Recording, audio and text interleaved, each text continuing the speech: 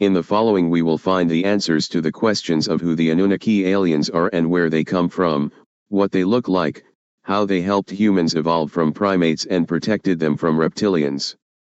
In order to answer these questions, I used mainly the information from the Forgotten Book of Genesis and secondarily the information from the book The Etheric Crystal, both written by Radu Sinamar.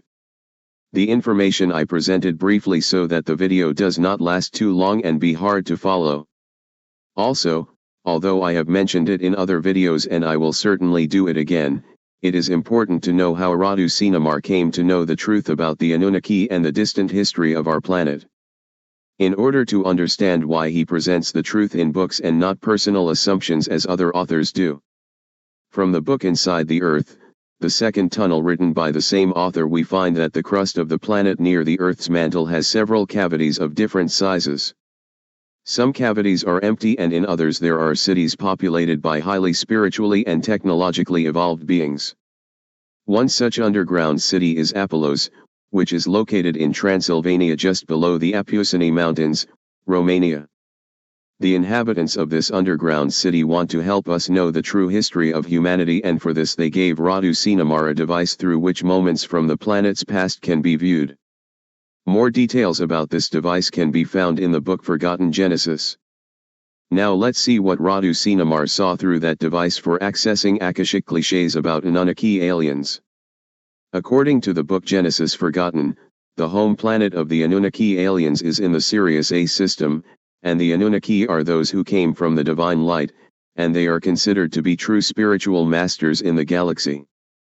Anunnaki of the Sirius system A are beings who exude purity, the power of righteous action, and high knowledge in various forms.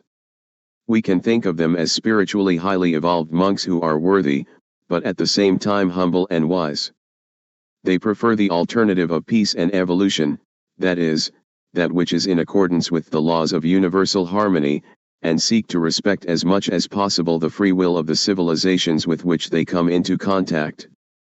In the various conflicts between extraterrestrial civilizations they do not attack, but prefer to often act as mediators, intervening only if they are attacked or the recklessness of some civilizations could bring great destruction or irreparable disturbance in the natural course of things and divinely integrated plans. The extraterrestrials from Sirius A system who are also technologically advanced are the leaders of the Galactic Alliance in the galaxy sector where our solar system is located. Anunnaki from the Sirius A system are the original race, the oldest of which many other secondary civilizations have developed and have relocated over time to other planets and other stellar systems in the galaxy. Most of them settled near the constellation the Greater Dog, especially in the constellation Orion and especially in the stellar systems of the Orion Belt. It seems that if some of the original Anunnaki migrated at some point to another planet in another part of the galaxy, then they kept the name Anunnaki but took another name to differentiate them from the original Sirians from the Sirius A system. It also seems that a common way used by the vast majority of advanced extraterrestrial civilizations is to send to a suitable planet that part of its members that has not evolved as fast as the rest of the population. They are relocated to another planet that better corresponds to their vibrational frequency where they evolve at their own pace.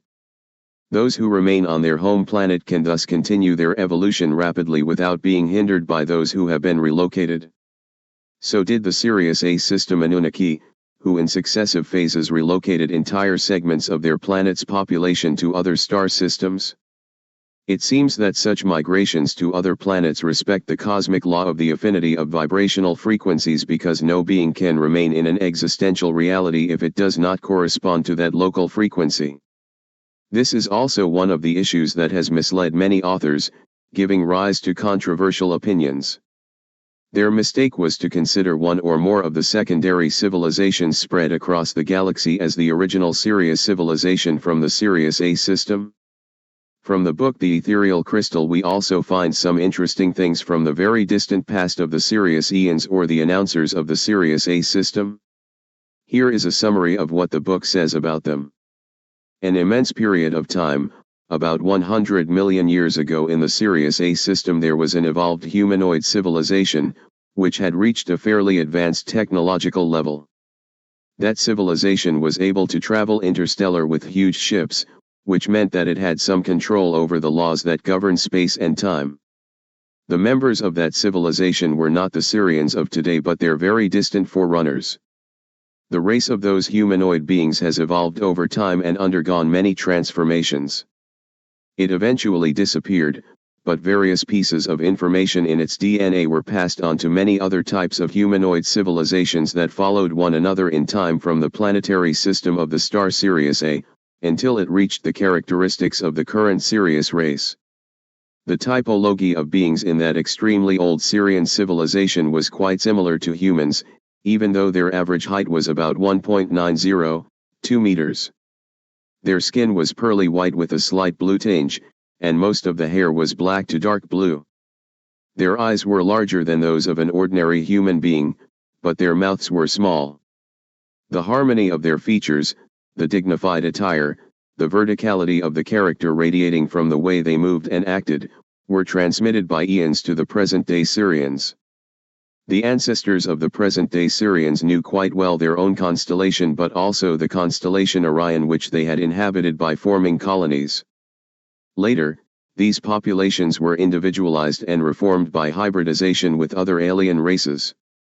For about 30 million years, the typology of that race has followed one another over time, but the somatic forms of that civilization have revolved around the same characteristics, their skin becoming slightly bluer. It seems that the Earth was one of the sole planets of the ancient Syrians.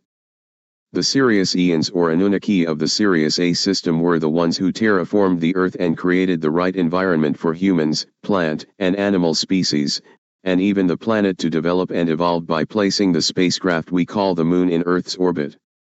The ANUNNAKI Syrians are the basis for the birth and formation of human civilization, and they are also the basis of human DNA, supporting epochs in its evolution and helping humanity in the key points of its development both spiritually and materially.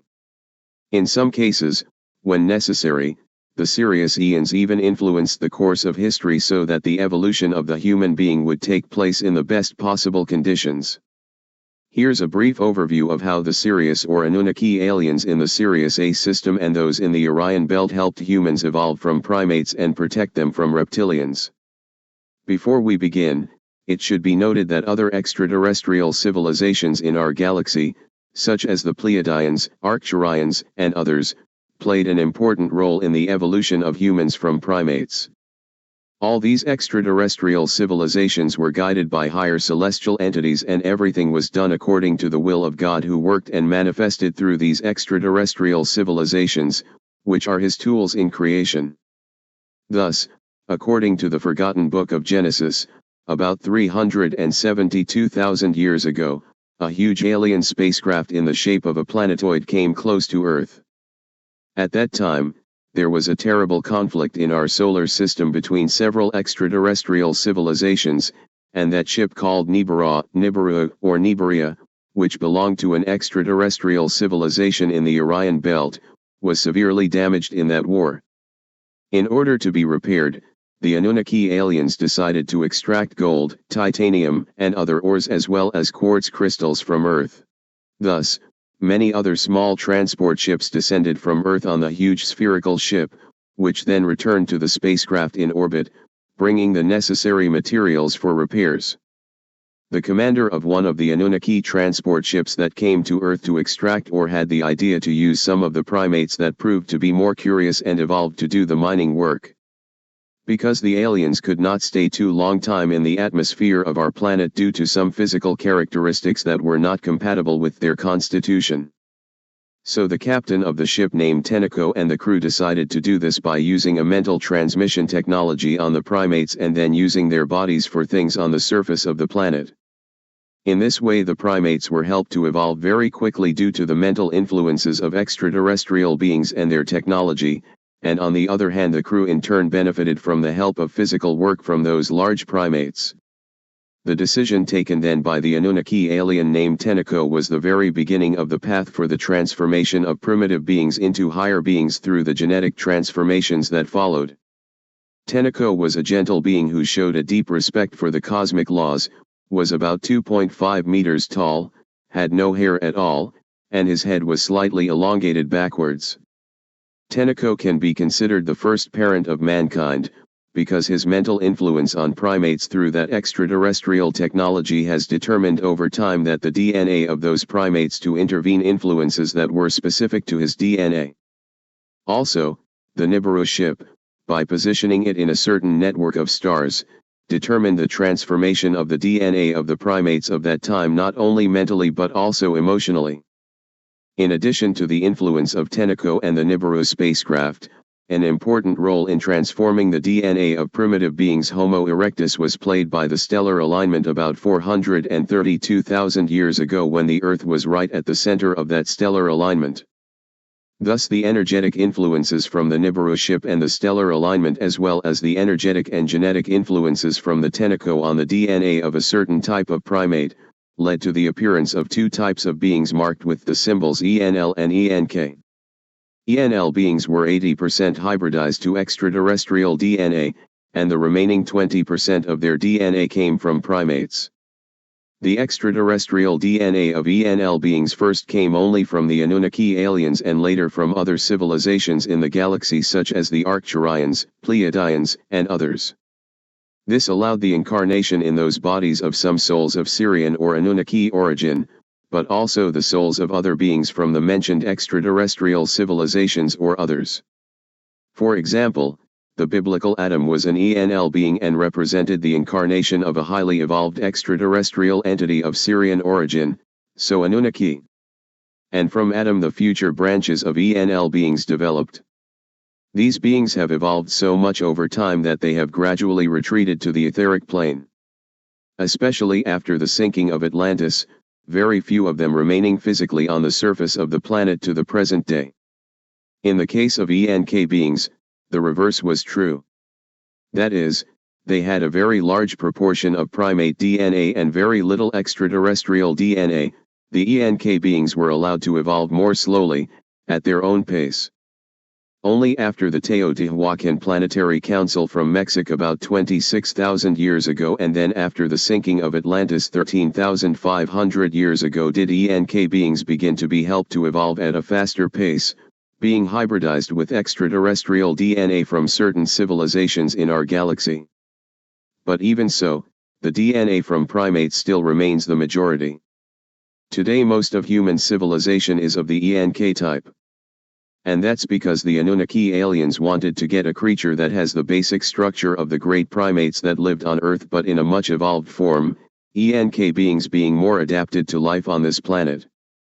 Specifically, the Homo sapiens civilization is a link between most of the ENK branch and the remaining parts of the ENL branch or hybridizations between them, so in the DNA of humans today there are, in addition to the majority of primate DNA, DNA from Anunnaki aliens.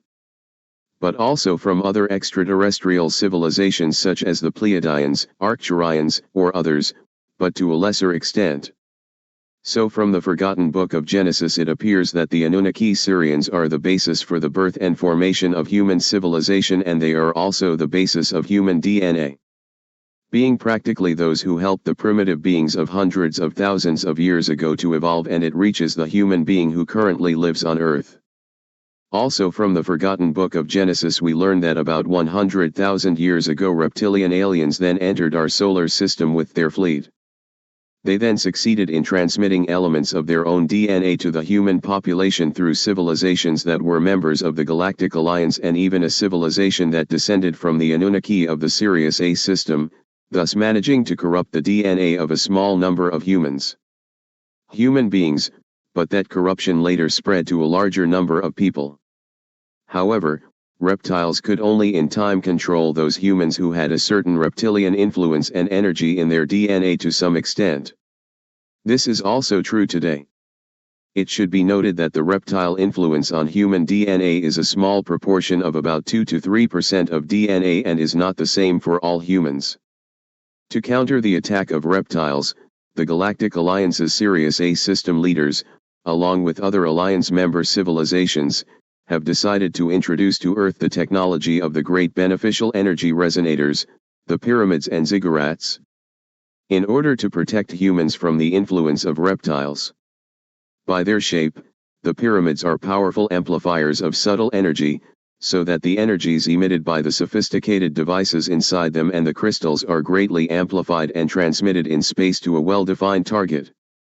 On the other hand, the pyramids have the role of supporting the beneficial frequencies over a wide area around them so that human beings do not fall under the influence of hostile factors such as negative influences from reptilians. Because it seems that they have built a mental network of lower frequencies as a cage in order to negatively influence people. For example, the 3 pyramids on the Giza Plateau in Egypt represent the style of the announcements in the Sirius A system, and the stepped pyramids in South America represent the style of the announcements in the Orion Belt. We also learn from the book that the Sirius Eons are very technologically advanced, so they could have easily defeated the reptiles about 100,000 years ago when they entered our solar system, thus being able to stop them before they could manage to corrupt human DNA. That way we can rightly ask ourselves why they didn't do this. The book gives us an explanation that I will give briefly. The intervention of reptiles was a necessity that led to a greater specialization of human DNA, giving the possibility to incarnate in the physical plane of a large number of beings from the astral plane, which otherwise would not have had the level necessary to be born into higher physical bodies. Through incarnation they could go through certain existential crises so that they understand the need to correct the way they live and thus evolve. Also from the forgotten book of Genesis we find that the city of Teotihuacan in Mexico is a faithful replica of a Syrian or ANUNNAKI city, in which for a long time it was populated mainly by Syrians and Pleiadians, but also by other extraterrestrial civilizations.